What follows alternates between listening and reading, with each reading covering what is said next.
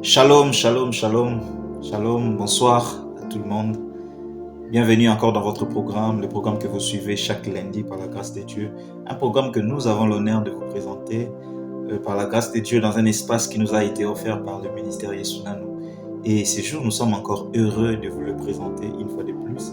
Avant que nous commencions, nous allons prier l'Éternel. Éternel Dieu d'amour, Dieu Tout-Puissant, te disons merci pour le temps que tu veux nous accorder. Tendre Père, la Bible nous dit clairement que quelques minutes seulement dans ta présence valent mieux que n'importe quel temps que nous pouvons passer ailleurs. Jésus, tu nous as appelés en ce moment dans ta présence afin que nous puissions apprendre encore de toi. Les blés dans leur détresse crièrent, quand ils ont crié à l'Éternel, tu as envoyé ta parole et ta parole les a sortis de la détresse. Père, je t'ai prié qu'au travers de la parole de ce soir que nous allons suivre dans ce programme, permets qu'une personne qui était dans l'ignorance, dans la détresse, y sorte au nom de Jésus-Christ.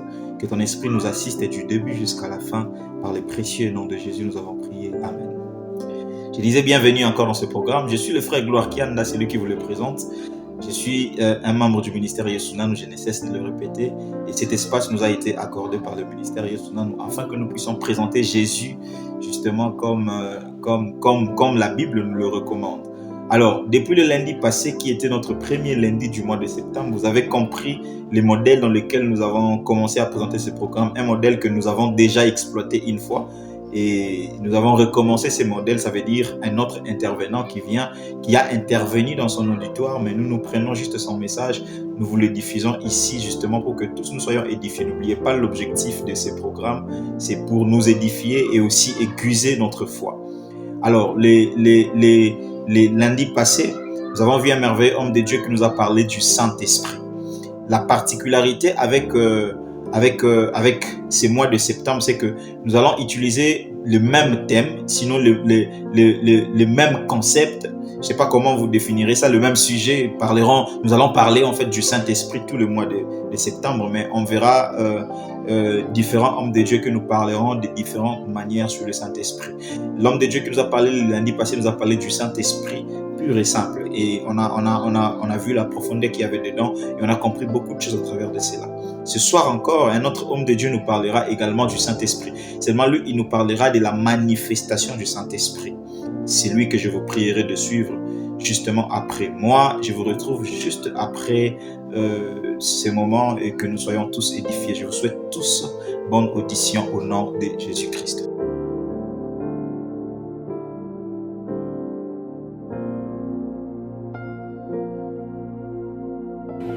Alors, comment est-ce que la fête de la Pentecôte, qui est une fête agricole, est devenue la fête du Saint-Esprit? C'est parce que l'effusion du Saint-Esprit a coïncidé avec la fête de la Pentecôte. Je donne un exemple. On a toujours fêté ton anniversaire, mettons, le 25 janvier. C'est ton anniversaire. Mais le 25 janvier, un grand homme naît. Qu'est-ce qui va se faire?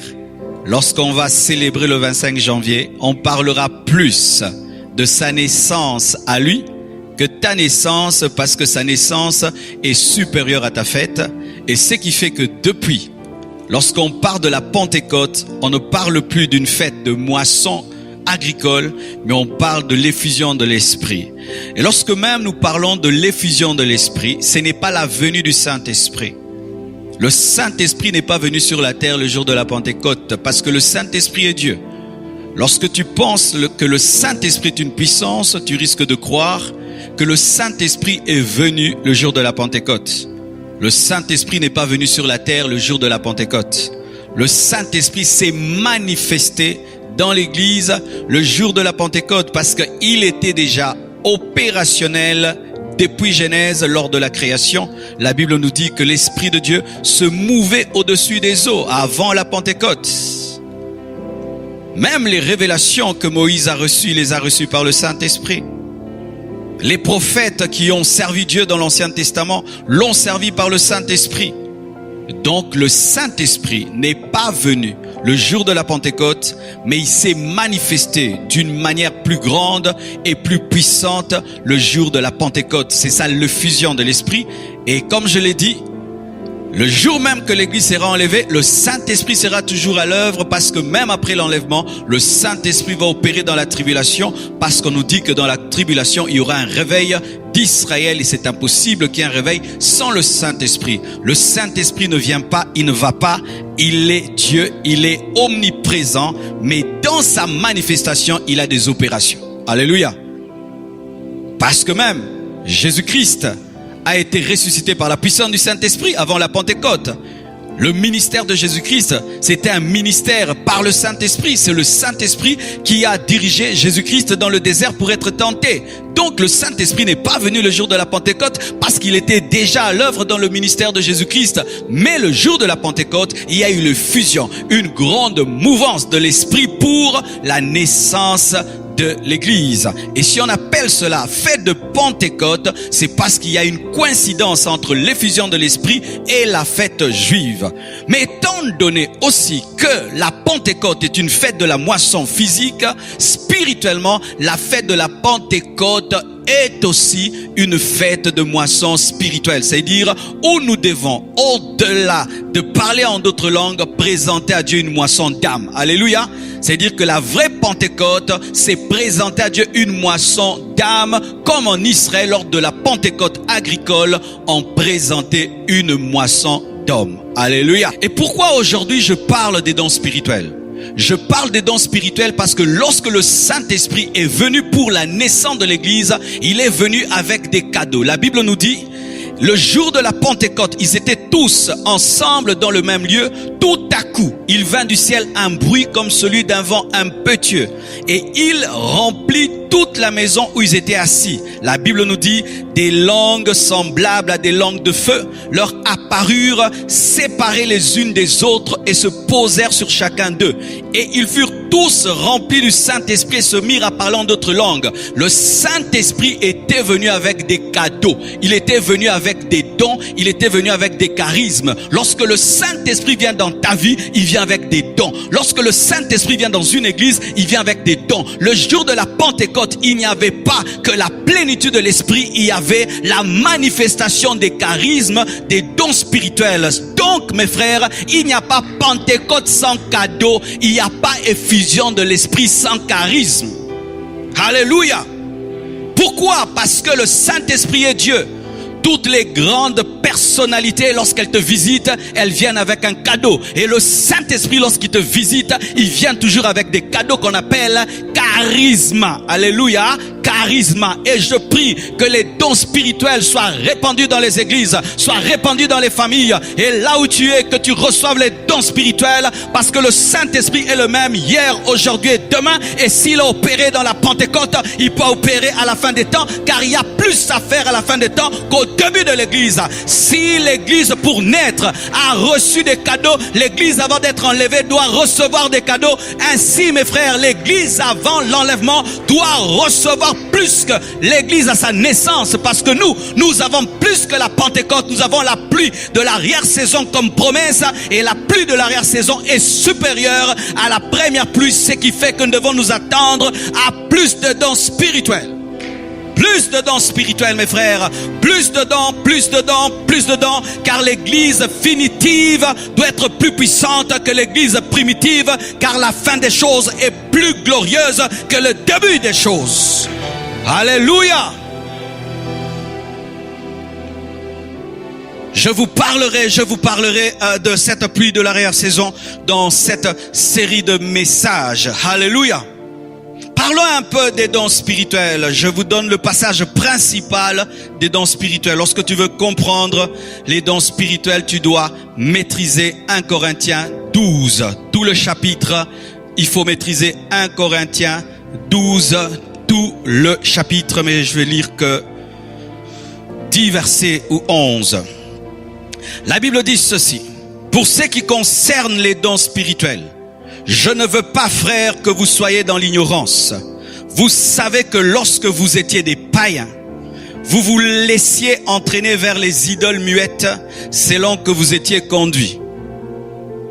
C'est pourquoi je vous déclare que nul, s'il parle par l'Esprit de Dieu, ne dit « Jésus est anathème » et que nul ne peut dire « Jésus est le Seigneur » si ce n'est par le Saint-Esprit. Il y a diversité de dons, mais le même esprit. Diversité de ministères, mais le même Seigneur. Diversité d'opérations, mais le même Dieu qui opère tout en tout. Le Saint-Esprit donne les dons, Jésus-Christ donne les ministères, le Père donne les dispensations. Alléluia. C'est le Père qui donne la dispensation de la grâce, la dispensation de la loi, mais c'est Jésus qui donne le ministère pastoral, apostolique, doctoral, prophétique. Mais pour les dons spirituels, ce n'est pas Jésus, ce n'est pas le Père, c'est le Saint-Esprit. Ainsi, la Trinité est organisée et hiérarchisée et il n'y a pas de rébellion, et des compétitions et des jalousies. Dites Amen. Donc lorsque tu veux les dons spirituels, va auprès du Saint-Esprit. Tu veux le ministère, va auprès de Jésus-Christ. Tu veux la grâce, va auprès du Père en Jésus-Christ. Or à chacun, la manifestation de l'Esprit est donnée pour l'utilité commune. Pour l'utilité commune, en effet, à l'un est donné par l'Esprit une parole de sagesse, à un autre une parole de connaissance, selon le même Esprit. Il y a déjà deux dons, parole de sagesse, parole de connaissance, selon le même Esprit. Un autre la foi, l'autre à un autre le don de guérison par le même esprit, à un autre le don d'opérer des miracles, à un autre la prophétie, à un autre le discernement des esprits, à un autre la diversité de langues, à un autre l'interprétation de langues. Un seul et même esprit opère toutes ces choses, les distribuant à chacun en particulier comme il le veut. Le Saint-Esprit est un esprit souverain. Alléluia.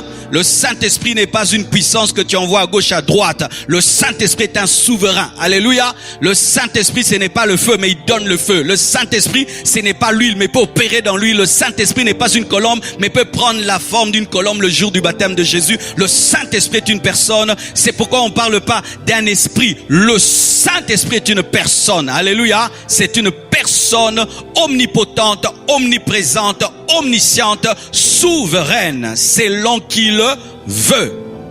Tu ne peux recevoir les dons du Saint-Esprit sans respecter le Saint-Esprit. C'est pourquoi beaucoup de chrétiens n'opèrent pas dans les dons du Saint-Esprit, parce qu'ils pensent que le Saint-Esprit est une chose, est une puissance et de l'électricité. C'est une personne, car c'est seulement une personne qui donne des cadeaux. Une puissance ne donne pas des cadeaux. Alléluia. Alors mes frères et sœurs, 1 Corinthiens 13 verset 1 à 2, la Bible nous dit: quand je parlerai les langues des hommes et des anges, si je n'ai pas la charité, je suis un airain qui résonne ou une cymbale qui retentit. Et quand j'aurai le don de prophétie, la science de tous les mystères et toute la connaissance, quand j'aurai même toute la foi jusqu'à transporter des montagnes, si je n'ai pas la charité, je ne suis rien. Nous parlerons de tout ça. Entrons en profondeur. Quelle est la définition des dons spirituels? Les dons spirituels sont des manifestations du Saint-Esprit. Il n'y a pas de don spirituel sans manifestation du Saint-Esprit. Lorsqu'une église s'oppose à la manifestation du Saint-Esprit, elle s'oppose aussi aux dons spirituels. Cher pasteur, lorsque tu ne veux pas qu'il y ait des manifestations de l'esprit dans ton assemblée, sache que tu es en train de combattre l'action des dons spirituels, parce qu'il faut manifestation pour qu'il y ait charisme. Ainsi, des fois, lorsque nous voulons que toujours les églises soient ordonnées, qu'on chante calmement, qu'on prêche calmement, qu'on prie calmement, et que tout soit toujours comme le programme l'a demandé, rarement il y aura la manifestation de l'Esprit. Il faut laisser l'Esprit de Dieu se mouvoir pour que les charismes se manifestent, parce que c'est dans la manifestation de l'Esprit que l'Esprit de Dieu donne les dons, car les dons spirituels sont des manifestations de l'Esprit. Et lorsqu'on parle de manifestation, c'est quoi? C'est l'expression de celui qui est déjà. C'est-à-dire que le Saint-Esprit peut être là, mais vous ne vivez pas sa manifestation parce que vous ne permettez pas celui qui est de se manifester. Donc il faut d'abord que l'Esprit Saint soit pour que les dons soient. Ainsi, il ne faut pas courir d'abord vers les dons, il faut courir vers le donateur, car ce sont des manifestations de celui qui est. Donc, tu ne peux avoir les dons spirituels sans avoir le Saint-Esprit, car les dons spirituels sont des manifestations du Saint-Esprit. Je ne peux me manifester à un endroit que si j'y suis. Mais je peux y être sans me manifester si on ne me permet pas de parler. Ainsi, dans une église, on peut avoir le Saint-Esprit, mais il n'y a pas de prophétie parce que vous ne permettez pas au Saint-Esprit de parler. Ainsi, dans une église, il peut avoir le Saint-Esprit, mais il n'y a pas de miracle parce que vous ne permettez pas au Saint-Esprit de faire des miracles. Dans une église, on peut avoir le Saint-Esprit, mais il n'y a pas de discernement des esprits parce que vous ne permettez pas au Saint-Esprit de révéler les esprits. Une chose est d'avoir le Saint-Esprit, une chose est de le permettre de se manifester. Les dons spirituels sont des manifestations du Saint-Esprit. Et en grec, ils sont appelés charisma. Que veut dire charisme en grec? En grec, c'est charisma, c'est don, c'est grâce, c'est faveur accordée par Dieu. Ainsi, lorsque tu maîtrises le terme grec charisma, tu ne peux pas t'enfler d'avoir un don.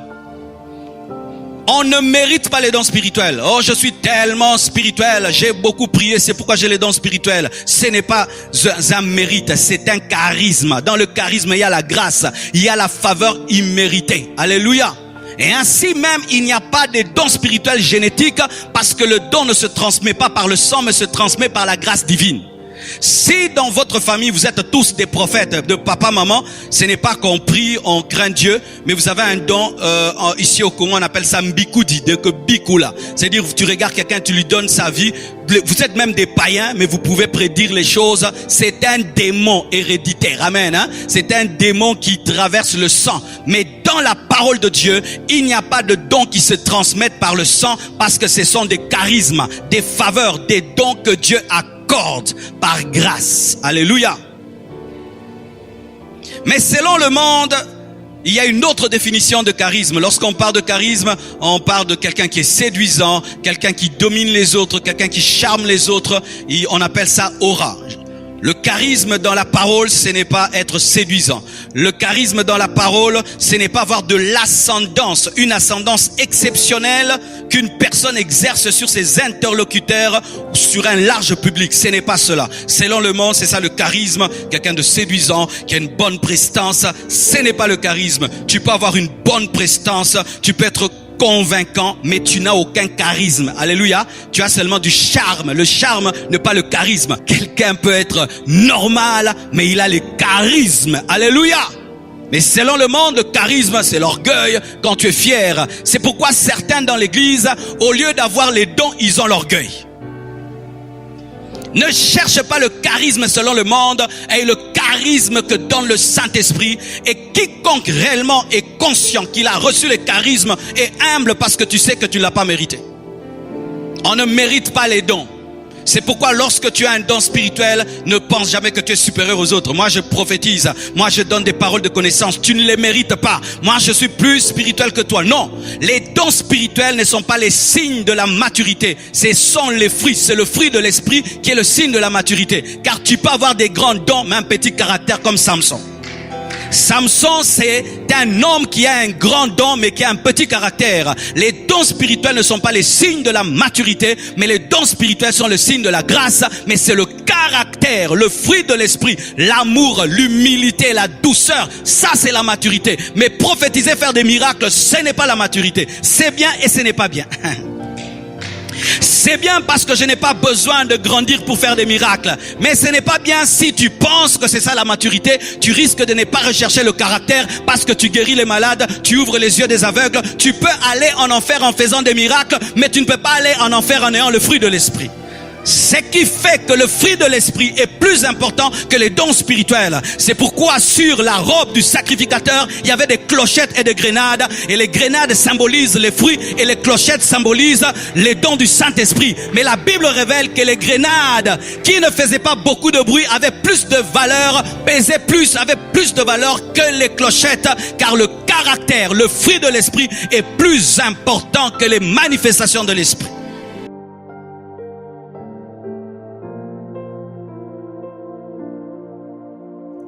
Waouh, quel merveilleux message de la part de cet homme de Dieu, fort, puissant et profond, autour du Saint-Esprit, de la manifestation du Saint-Esprit. Je retenais tellement beaucoup de choses, tellement édifié, et que je prie Dieu que tous ceux qui s'accrochent à la parole de ce soir reçoivent toutes choses de la part de l'Éternel, Le Saint-Esprit n'est pas seulement une histoire de ce qui s'est passé avant. Le Saint-Esprit, ce n'est pas seulement ce qui s'est passé à la chambre haute. La Bible dit, il est le même hier, aujourd'hui et éternellement. Et le Saint-Esprit est Dieu. Il agit encore dans l'Église. Il agit encore dans les vies. Il amène toujours les cadeaux, comme l'homme de Dieu venait de le dire. Le Saint-Esprit amène encore des cadeaux. Il est temps que nos églises, partout où nous sommes, que nous puissions vivre les Saint-Esprit qu'on a vécu dans la Pentecôte. Il a très bien expliqué que auparavant, la fête de Pentecôte était d'abord la fête de la moisson agricole. Et de la même manière, sur le plan spirituel, cela doit signifier la moisson spirituelle.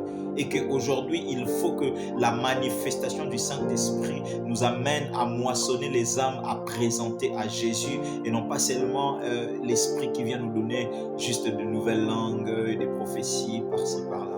J'ai prie Dieu au nom de Jésus-Christ que cette parole qui a été prononcée de la part de son serviteur, cette parole que nous avons tous suivie, que nous avons tous entendue, que cette parole soit esprit et vie dans nos cœurs, dans nos églises, dans nos vies, dans nos familles, au nom de Jésus-Christ. Que les charismes de Dieu qui arrivent par le Saint-Esprit amènent des choses que l'humain ne peut comprendre, que l'humain ne peut saisir, mais que le Saint-Esprit nous donne la force, la capacité d'avoir une moisson à présenter à Dieu à chaque fois que l'on parlera de la Pentecôte. C'est par le nom de Jésus que je déclare ces choses effectives dans la vie de quiconque le reçoit. C'est par le nom de Jésus que je déclare ces choses effectives dans la famille de quiconque le reçoit. C'est au nom de Jésus que je déclare ces choses effectives dans l'église de quiconque le reçoit. Je prie Dieu que la manifestation du Saint-Esprit soit le partage de tout un chacun de nous. Au nom de Jésus-Christ. Amen. Merci de nous avoir suivis. Moi, je vous donne rendez-vous pour le lundi prochain. Nous reviendrons encore, allais-je dire, dans ce programme pour parler encore du Saint-Esprit, cette fois-là avec un autre homme de Dieu, selon que Dieu va nous le mettre à cœur. Je vous souhaite bonne suite de votre soirée et nous, on se revoit le lundi prochain. Bye. Amen.